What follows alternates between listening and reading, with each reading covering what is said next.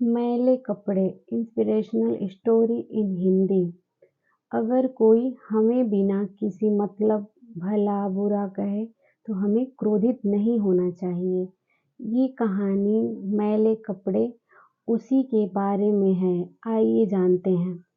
Japan के Osaka शहर के निकट किसी गांव में एक बड़े ज़ेन मास्टर रहते थे।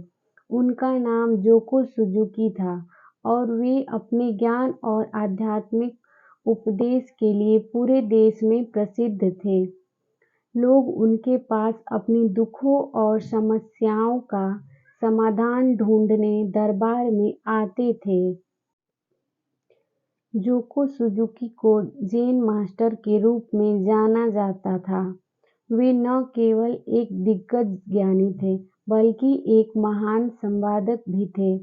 उनका शैली सदैव प्रसन्न और सहयोगी था। एक दिन जोको सुजुकी मौन जपने का सिलसिला छोड़कर अपने एक अनुयायी के साथ एक प्राकृतिक सैर पर निकले। जब वे एक गांव के पास पहुंचे तो वहां एक आदमी खड़ा था जो तीव्र रूप से उनका आलोचक कर रहा था। इस आदमी ने जोको सुजुकी के लिए बहुत से अपशब्द कहे और उनकी आलोचना की, लेकिन जोको सुजुकी ने उनके खिलाफ जाने की बजाय मुस्कुराया और शांत रूप से आगे बढ़े। आदमी ने जोको सुजुकी के पूर्वजों की नींद उड़ाई, उनके संतानों को कलंकित किया और उनके जीवन की हर बुराई को उजागर किया, पर जोको सुजुकी अब भी मुस्कुरा रहे थे। आदमी और भी क्रोधित हो गया और उनके आलोचनाओं को और भी तेजी से बढ़ा दिया, पर जोको सुजुकी ने इस पर भी ध्यान नहीं दिया और मुस्कुराते हुए चले गए। अनुयायी बहुत ही हैरान थे। वे ज़ेन मास्टर से पूछते हैं, मास्टर, आपने उस व्यक्ति के साथ क्यों नहीं वाद विवाद किया? आपको उसकी बातों से कोई कष्ट नहीं हुआ?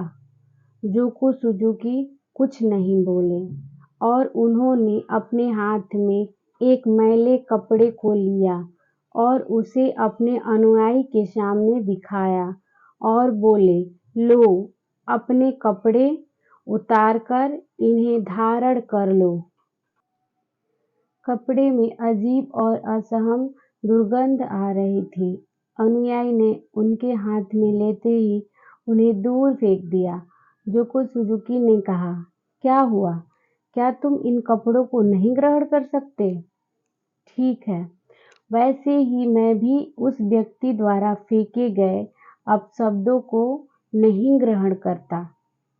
याद रखो, अगर तुम किसी के बिना मतलब के भला बुरा कहने पर खुद क्रोधित हो जाते हो, तो इसका मतलब है कि तुम अपने शुद्ध और साफ कपड़ों की बजाय उनके फेंके हुए फटे और पुराने कपड़ों को धारण कर रहे हो।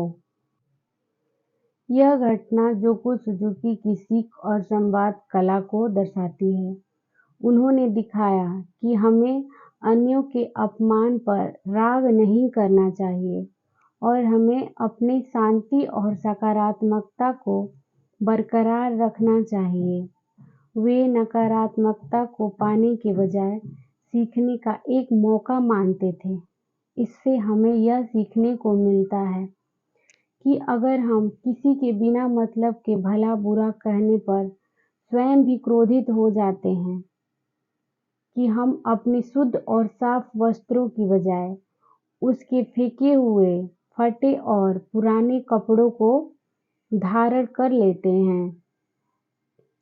मोरल: यह कहानी हमें यह शिक्षा देती है कि हमें अन्यों के अपमान पर उत्तरदायित्व नहीं लेनी चाहिए और अपने आत्मविश्वास और शांति को सुरक्षित रखना चाहिए, चाहे हमारे सामने कितनी भी चुनौतियां क्यों न आए।